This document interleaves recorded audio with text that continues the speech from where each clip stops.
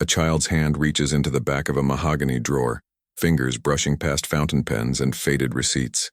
The paper crumples in his grip, yellowed, brittle, folded into a tight square. He unfolds it slowly.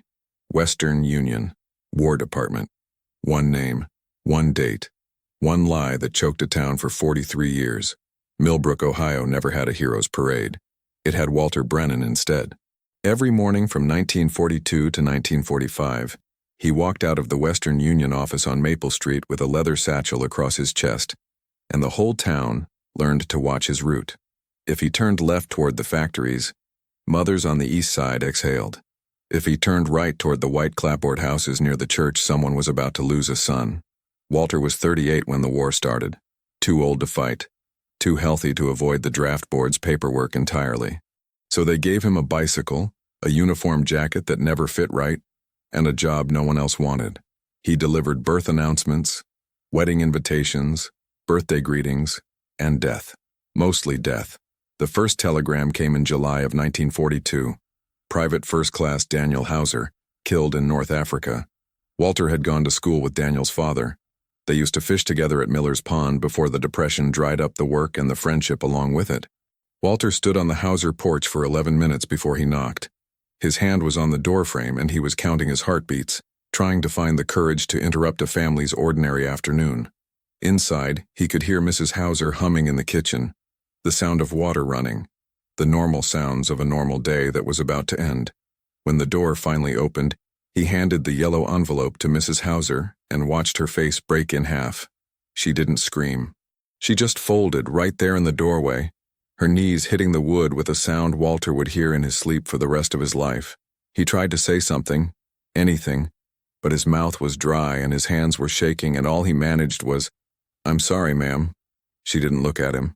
She just clutched the telegram to her chest and closed the door. Walter heard her screaming from the porch. He heard her husband's voice, confused at first, then breaking.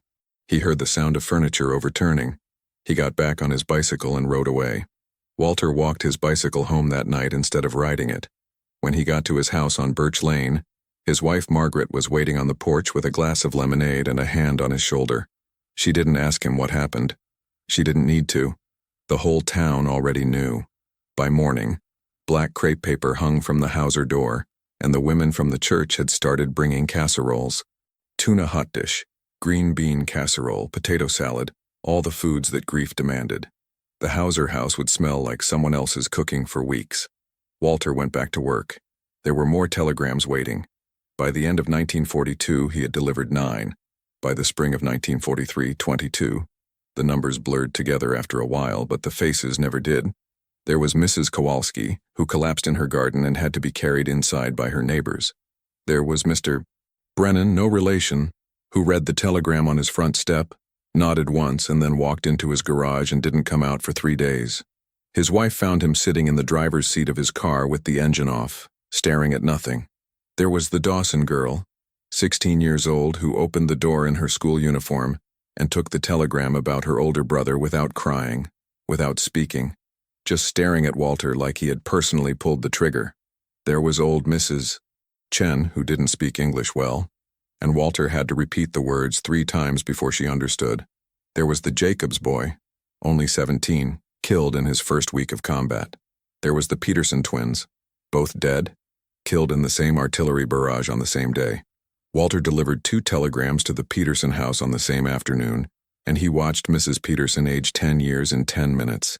He started drinking after that one, not much, just enough to sleep. Margaret noticed. She always noticed. She would sit with him at the kitchen table after dinner, her hand resting on his, and she would say, "You're doing something important, Walter. Those families need to know." But Walter wasn't sure anymore. He wasn't sure if knowing made it better or worse. He wasn't sure if he was a messenger or an executioner. All he knew was that every time he saw a yellow envelope in his satchel, his chest tightened and his hands went cold and he wanted to turn around and walk in the opposite direction. But he never did. He just kept riding his bicycle, kept knocking on doors, kept watching people fall apart in front of him.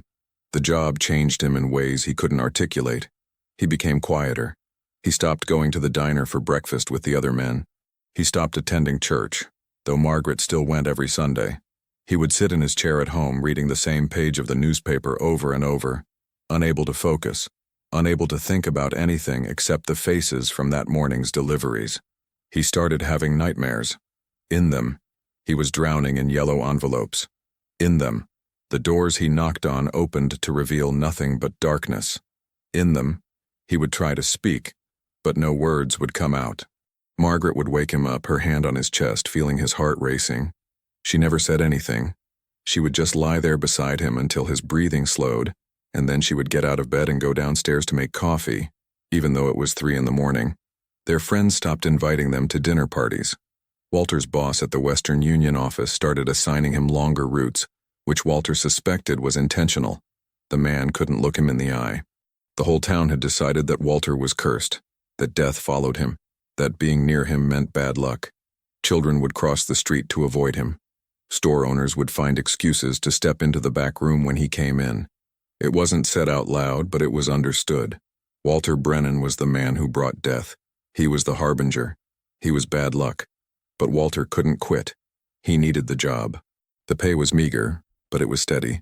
And he and Margaret had a daughter now, little Susan, born in 1943. He had to provide.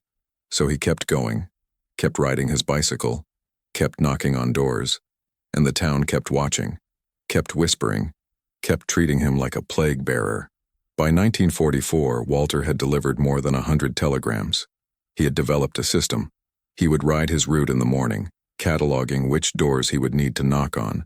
He would rehearse what he would say, though the words never seemed to help.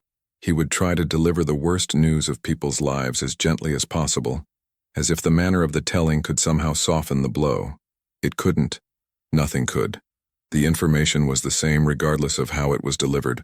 Your son is dead. Your husband is dead. Your brother is dead. The words were immutable and absolute. Some families invited him in. Some offered him coffee or water.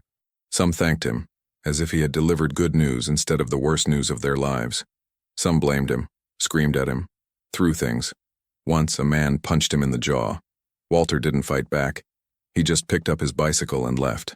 The bruise lasted 2 weeks. Margaret wanted to report it to the police, but Walter refused. The man's son had just died. Walter understood the impulse to hit something, to lash out at the closest available target. He didn't blame him. Other families didn't answer the door. Walter would leave the telegram in the mailbox or slip it under the door, and he would stand on the porch, listening for the sound of someone discovering it. Sometimes he heard screaming. Sometimes he heard nothing at all. The not knowing was worse than the knowing. He would spend the rest of the day wondering if they had found it yet, if they were reading it right now, if they were falling apart in their living rooms while he rode his bicycle back to the office to pick up more telegrams. Then came the summer of 1944. The invasion of Normandy flooded the Western Union office with telegrams. Walter delivered 4 in one day, 6 the next, 3 the day after that. The office manager, a man named Chester, who usually maintained a professional distance, looked haggard and hollow-eyed. The whole country was holding its breath, waiting for news from France. The papers ran casualty lists every day. Every family with a son or husband or brother in Europe was terrified, and Walter was the man they saw when their worst fears came true. The town stopped pretending to go about its business. People just waited. They stood on their porches in the mornings, watching the street, waiting to see if Walter would turn down their block. Some families would even come out to meet him halfway, desperate to know if today was the day. Walter started taking different routes to avoid the stares, but it didn't matter.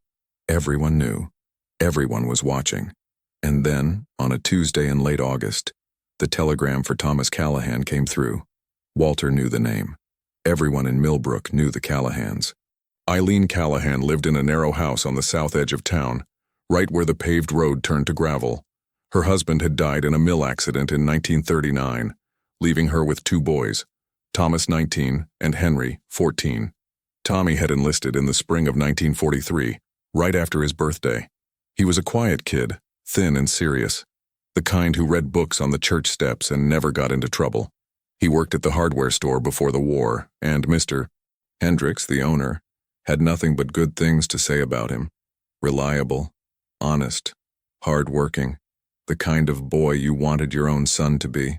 The town had thrown Tommy a send-off party at the Grange Hall. It wasn't a big affair, Nothing like the parades they held for some of the boys. But people came. The ladies from the church brought sandwiches and potato salad. The men shook Tommy's hand and clapped him on the back. Ruth Dawson, who seemed to know everyone's business and took pleasure in sharing it, made a point of telling everyone that Eileen must be so proud. "Such a fine boy," she said, loud enough for Eileen to hear. "Going off to fight for his country. That's real courage." Tommy had stood in the corner the whole time looking uncomfortable in his uniform, shaking hands with men who clapped him on the back and told him to kill some Nazis for them. Walter had been there. He remembered Tommy's face, pale, nervous, but determined. There was something fragile about him, something that made Walter want to tell him to run, to hide, to do anything but get on that train to basic training. 3 months later, Tommy shipped out to England. 6 months after that, he landed in France. The family received letters sporadically. Tommy wrote about the food, about the cold, about missing home. He didn't write about the fighting. He didn't write about fear. He just wrote about small things. The way the English rain was different from Ohio rain. The way the French villages looked like something out of a storybook. The way he missed his mother's cooking. His letters were cheerful, deliberately so, and Eileen read them aloud to Henry and then to anyone who would listen at the grocery store or the church. "Tommy's doing fine," she would say, relief in her voice. "He's safe. He's happy." Then the letter stopped. It was June when the last one arrived. Tommy wrote that he was being moved, that he might not be able to write for a while, that he loved his mother and his brother, and he would see them soon. Eileen kept that letter on the mantel. She read it every day. She told herself that Tommy was just busy, that the mail was slow, that soldiers didn't always have time to write. But underneath the reassurance, she was afraid. Everyone was afraid. The radio was full of news about the Normandy invasion, about the casualties, about the fighting in France. Every day the casualty lists got longer. Every day, Eileen's fear got bigger. The telegram was dated August 18th, 1944. "We regret to inform you that your son, Private Thomas J. Callahan, was killed in action on June 12, 1944, in the vicinity of Carentan, France. He served his country with honor and distinction." Walter read it 3 times. June 12th. That was 2 months ago. 2 months, and the family was just now being told. The military was always slow with notifications, but 2 months felt like an eternity. It meant Tommy had been dead for 8 weeks, buried in French soil, and his mother didn't know. It meant Eileen had spent the last 2 months reading his last letter over and over, telling herself he was fine, that he was just busy, that he would write soon. It meant she had been living in a false reality, and Walter was about to shatter it. He folded the telegram, slipped it into his satchel, and started his route. But he didn't go to the Callahan house. He told himself he would do it later, after the other deliveries. He would do it when he felt stronger. He would do it when he had prepared himself mentally for what he was about to do. So he rode to the other houses first. He delivered telegrams to the Martins and the Kowalskis and the Hendersons. He watched 3 more families fall apart. He listened to 3 more women scream. And all the while the Callahan telegram was in his satchel, burning a hole heavy as a stone. Then he told himself he would do it tomorrow, when he had more time, when he had slept, when he felt stronger. Tomorrow seemed far away and manageable. Tomorrow was a day in the future where he could be a better version of himself, a version that could handle this. So he rode home, and he took the telegram out of his satchel, and he looked at it one more time. Thomas J. Callahan, killed in action. June 12, 1944. And then he did something he had never done before. He took the telegram into his study, opened the bottom drawer of his desk, and slipped it underneath a stack of old tax forms and receipts. Just for tonight, he told himself. Just until tomorrow. But tomorrow came and he still couldn't do it. And he still. The thought of knocking on Eileen Callahan's door, of watching her face crumble, of delivering the news that her son, her only remaining son, her reason for living, was dead, felt impossible. Eileen had already lost so much. Her husband, dead for 5 years. Her home, struggling. Her dignity, maintained through sheer force of will in a town that wasn't always kind to widows. And now Walter was supposed to take away her son. He couldn't do it. Not yet. Not today. Days turned into a week. The telegram stayed in his drawer. Walter would go to work, Deliver the other telegrams, come home and sit at his desk staring at the drawer. Margaret asked him if something was wrong. He told her he was fine, just tired. She didn't believe him, but she didn't push. At night he would lie in bed unable to sleep thinking about Eileen Callahan. He thought about her face. He thought about the last letter Tommy had written, the one she kept on the mantel. He thought about the moment she opened her door and found him standing there. He thought about all of it and he couldn't move. Weeks turned into months. The telegram stayed in his drawer. Walter continued to deliver other telegrams, continued to ride his bicycle through town, continued to be the harbinger of death. But he was a fraud now. He was a man with a secret. He was a man who knew something that could destroy a family, and he was choosing not to tell them. It was a choice. He knew. It was a choice made every day, every time he sat at his desk and looked at that drawer. It was a choice made every time he saw Eileen Callahan at the grocery store and didn't tell her the truth. The town started whispering. Tommy Callahan hadn't written home in weeks. His letters had stopped coming in June, right around the time of the Normandy push, but there had been no telegram, no official word, no notification from the War Department. It was strange. It was unusual. It was the kind of thing that made people wonder. Eileen Callahan went to the Western Union office twice, asking if there had been any news. Walter was working that day both times. She looked at him with hope in her eyes, and he looked back at her and lied. "No news yet, Mrs. Callahan," he said, his voice steady. "I'm sure you'll hear something soon." She thanked him and walked home, her shoulders a little more hunched than before. Walter watched her go, and he felt something inside him die. The rumors started soon after. Maybe Tommy had deserted. Maybe he had gone AWOL. Maybe he was hiding somewhere in France, too scared to fight. Maybe he had been captured and was a prisoner of war. Maybe he had switched sides. The stories grew more elaborate with each retelling. Ruth Dawson, whose son had died at Anzio and whose grief had curdled into bitterness, made sure everyone knew that Tommy Callahan's name hadn't appeared on any casualty list. "Strange, isn't it?" she would say at the diner, loud enough for everyone to hear. "All these boys dying and his just disappears. Makes you wonder." She would pause for effect, letting the implication hang in the air. Makes you wonder what kind of boy he really was. What kind of mother raises a son who runs away? Eileen heard the rumors. Of course she did. Everyone in Millbrook heard them, and everyone made sure Eileen heard them too. She would be at the grocery store, and conversations would stop when she came in. She would be at church, and the women would whisper behind their hymnals. She would be walking down the street, and people would cross to the other side to avoid her. The shame was suffocating. It was worse than grief in some ways. Grief was private. Shame was public. Shame was everyone's business. Henry Callahan got into 3 fights at school that fall, defending his brother's name. He came home with a black eye, a split lip, blood on his shirt. He was 14 years old, and he was fighting bigger boys, older boys, boys who had already enlisted or were about to. He was fighting because his brother's reputation was being destroyed, because his mother was being treated like a fool, because the whole town had decided that Tommy Callahan was a coward.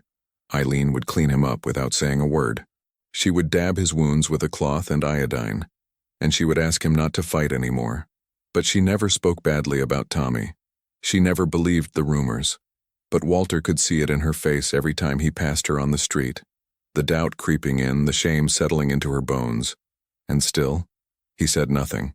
The telegram stayed in his drawer. The war ended in 1945. The celebrations in Millbrook were muted. Yes, they had won. Yes, the boys were coming home. But not all of them. Not even close. The town held a parade anyway. A small one, with the high school band and the Boy Scouts and the American Legion marching down Main Street. Families stood on the sidewalks, waving flags, looking for their sons and husbands and brothers. Some found them, some didn't. The memorial service was held at the courthouse and names were read aloud, hundreds of them. Millbrook boys who had died in Europe, in the Pacific, in the Atlantic. The names went on and on, but Tommy Callahan's name was not among them. Officially, he was still listed as missing. Unofficially, the town had decided he was a coward. Walter delivered his last death telegram in April, 2 weeks before VE Day. After that, the yellow envelopes stopped coming. The Western Union office was quiet. Walter didn't know what to do with the silence. He had been delivering death for 3 years. It was the only job he knew. He was good at it in a way, good at being the bearer of bad news, good at accepting the blame, good at absorbing the anger and the grief and the despair. Without the telegrams, he felt unmoored. He felt like he was floating, untethered from the only purpose he had known. He quit the job in 1946. His boss didn't try to keep him. The man was relieved, Walter suspected. The Western Union office could move on, could try to become something other than the place where death was delivered. Walter took a job at the hardware store instead. It was work he had done before the war, simple and honest. He would sell nails and hammers and paint. He would help people fix their houses. He would exist in a world where his presence didn't mean someone was about to have the worst day of their life. But the telegram was still in his drawer, and Eileen Callahan was still alive, still waiting, still believing her son was missing instead of dead. Walter and Margaret had a son in 1946, a baby boy they named Robert. With the children came a kind of normalcy. Walter went to work, came home, played with the kids, sat with Margaret on the porch in the evenings. They went to church, though Walter still felt uncomfortable there. He went to the diner for coffee with some of the men. He tried to be a normal man living a normal life, but he wasn't normal. He was a man with a secret, and the secret was getting heavier with each passing year. He thought about the telegram constantly. He thought about taking it out, finally delivering it, finally telling the truth. He rehearsed the conversation in his head 1,000 times. He imagined knocking on Eileen's door. He imagined her face when he told her. He imagined the words he would say to explain why he had waited so long. But every time he imagined it, he couldn't find the words. How could he explain? What possible justification could he offer? I was tired. I was afraid. I didn't want to hurt you. None of it was good enough. None of it would make sense. So he left the telegram where it was, hidden in his drawer, and he carried the weight of it silently. Years passed. The 1950s came and went. The Korean War happened, and more telegrams were delivered by other men, but Walter didn't have to watch it. He was safe in the hardware store, selling paint and nails, trying to forget. Margaret's hair started to turn gray. The children grew. Robert became a teenager, then a young man. Susan went to college. Life moved forward the way it always does, indifferent to the secrets people carry. In the 1960s, Walter started drinking more seriously. Not just a drink before bed to help him sleep, but real drinking. He would go to the diner in the mornings and drink coffee that was half whiskey. He would come home from work and sit at his desk with a glass of bourbon, staring at the drawer. Margaret noticed. She always noticed. She would sit with him and ask him what was wrong, and he would tell her nothing. Nothing was wrong, he was just tired. She would rest her hand on his shoulder and leave him alone. She was a patient woman, a good woman. She deserved better than a husband who was slowly disappearing into himself.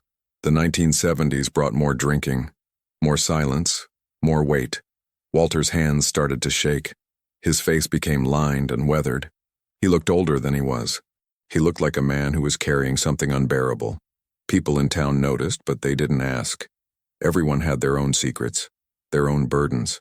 Walter's just happened to be visible in the way he hunched his shoulders and avoided eye contact. In 1980, Eileen Callahan died. She was 82 years old.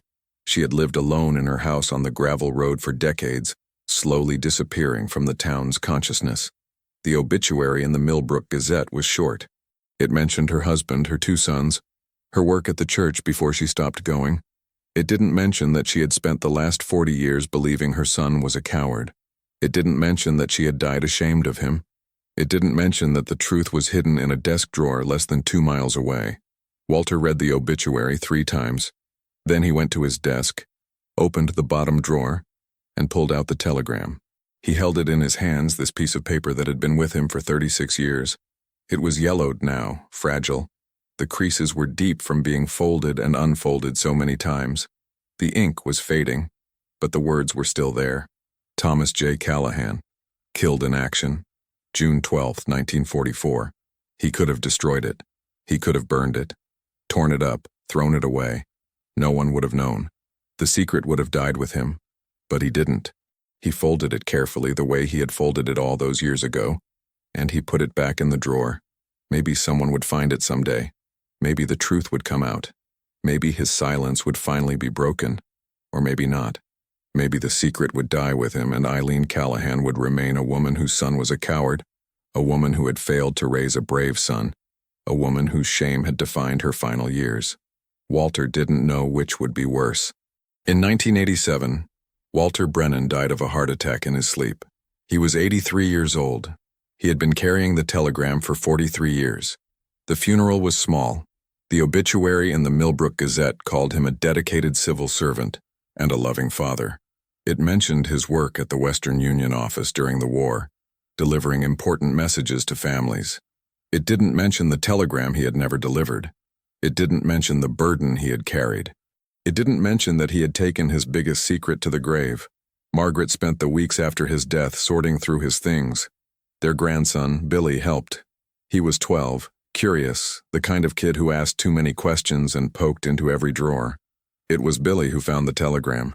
He was looking for old coins, the way 12-year-old boys do, and he pulled open the bottom drawer of Walter's desk.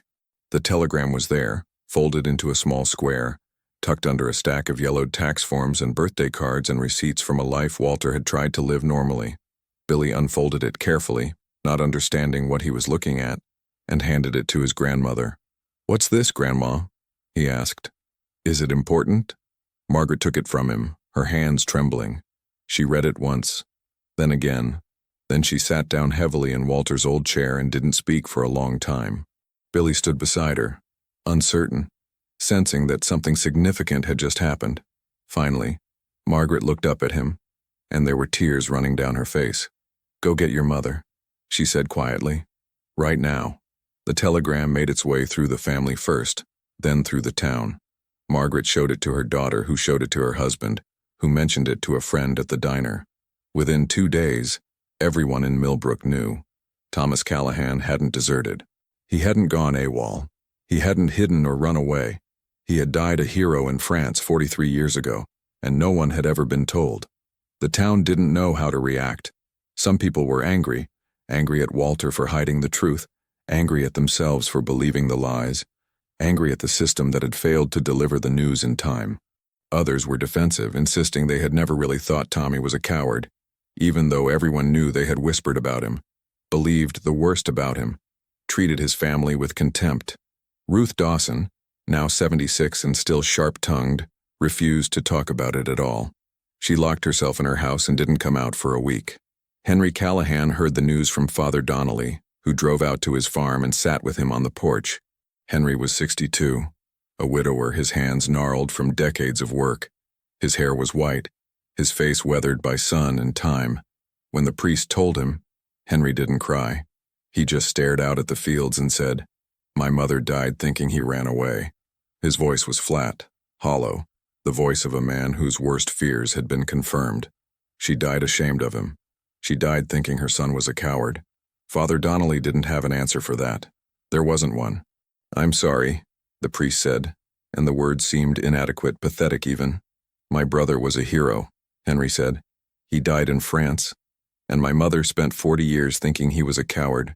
She died alone because of it. She died thinking everyone was right about him. She died believing the worst." He turned to look at Father Donnelly, and his eyes were hard. And Walter Brennan let that happen. He knew. He knew the whole time. "Yes," Father Donnelly said. "He did." "Why?"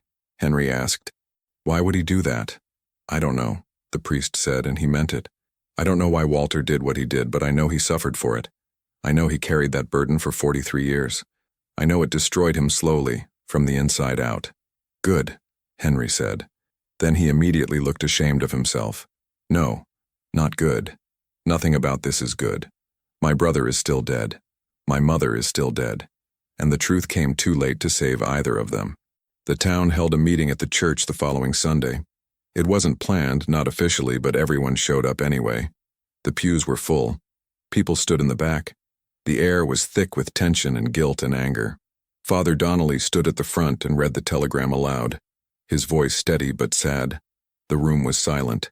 You could hear the old wooden pews creaking, the sound of people shifting in their seats, the sound of someone crying quietly in the back, but no one spoke. When he finished, he folded the telegram carefully and set it on the pulpit. Thomas Callahan was killed in action on June 12, 1944. he said. He was a hero. He served his country with honor and distinction, and we owe him, and his family, an apology. Some people nodded. Some looked away. Ruth Dawson sat in the back row, her face hard, her arms crossed. She didn't nod. She didn't look apologetic. She looked angry, as if the revelation had personally wronged her. She didn't apologize. She never would. Henry Callahan stood up. His voice was steady, but his hands were shaking. My brother died in France. My mother died in this town. She spent 20 years believing her son abandoned his duty, and she died alone because of it. You all let that happen. You all believed it. You all whispered about it. You all treated my mother like she had raised a coward. He looked around the room, meeting eyes, forcing people to see him. I don't blame Walter Brennan. He was just one man. I blame all of us. We were all responsible for what happened to my mother. We all had a choice, and we all chose to believe the worst. Then he walked out. No one tried to stop him. They just sat there, in the silence he left behind, and tried to figure out how to live with what they had done. The town didn't know what to do with the guilt. Some people visited Henry's farm, bringing food, offering condolences decades too late. He accepted them politely and sent them away. Others tried to rewrite the story, insisting they had always suspected the truth, that they had always defended Tommy. But the older residents remembered. They remembered the whispers, the sideways glances, the way Eileen Callahan had been slowly erased from the community. They remembered Ruth Dawson saying cruel things. They remembered crossing the street to avoid her. They remembered treating her like she was tainted, like her shame was contagious. And they couldn't undo any of it. Father Donnelly proposed a memorial, a small bronze plaque installed next to the existing war monument on the courthouse lawn, with Tommy Callahan's name and the dates of his service. The town council agreed immediately. They wanted to do something, anything, to make up for what had happened. They also agreed to add a second name beneath it, Walter Brennan, 1904-1987, not as a villain, but as a reminder that silence has weight, that secrets have costs, that sometimes the hardest battles aren't fought with guns but with the choice to speak or stay quiet. The plaque was installed in the fall of 1987. The ceremony was attended by most of the town. Henry Callahan attended, standing alone near the back of the crowd. Father Donnelly said a few words about honor and truth and the price of silence.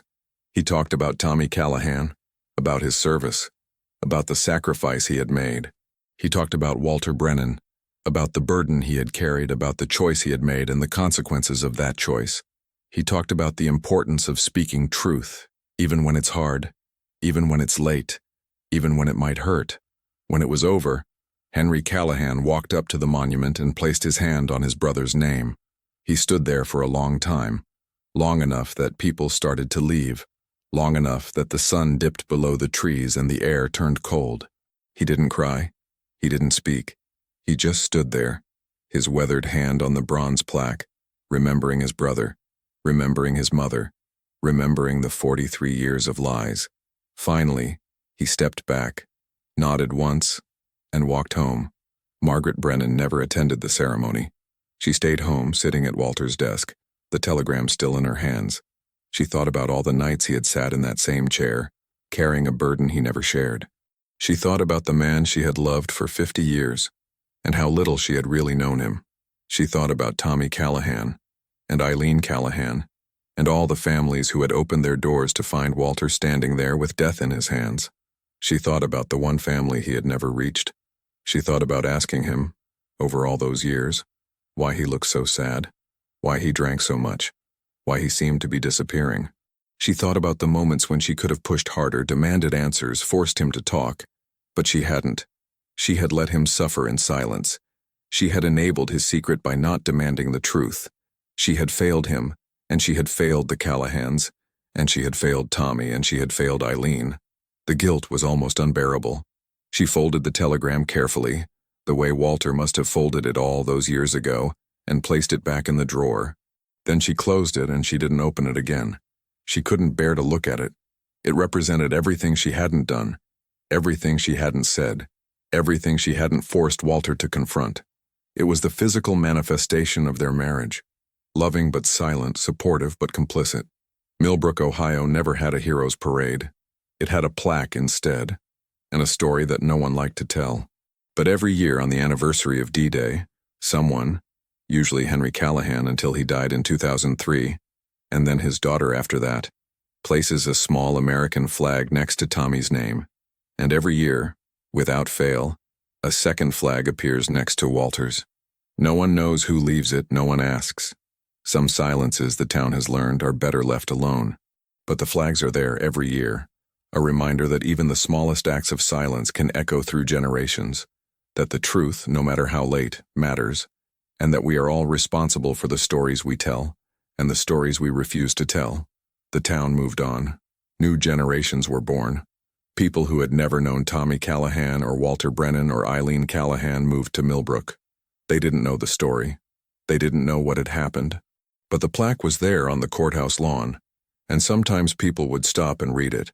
Sometimes they would ask what it meant, and sometimes someone who remembered would tell them the story, and the story would live on, passed down like a warning, like a lesson, like a ghost that refused to be forgotten. Walter's desk was eventually thrown away. Margaret passed it on to her daughter, who passed it on to her daughter, and eventually it was sold at an estate sale to someone who had no idea of its history. The drawer still had a faint smell of bourbon, a faint memory of the burden it had carried. But the telegram was gone, passed on to the Millbrook Historical Society, where it was preserved behind glass. It became a relic, an artifact, a piece of history, and the town had to live with what it represented. Not just the death of one soldier, but the death of truth, delayed by 43 years, and the cost of that delay measured in the suffering of one family, one town, one man who carried a secret until it killed him. This is the story of Millbrook, Ohio. This is the story of Walter Brennan and Tommy Callahan and Eileen Callahan. This is the story of what happens when silence becomes complicity, when a single choice echoes through decades, when the truth arrives too late to save anyone, but not too late to haunt everyone.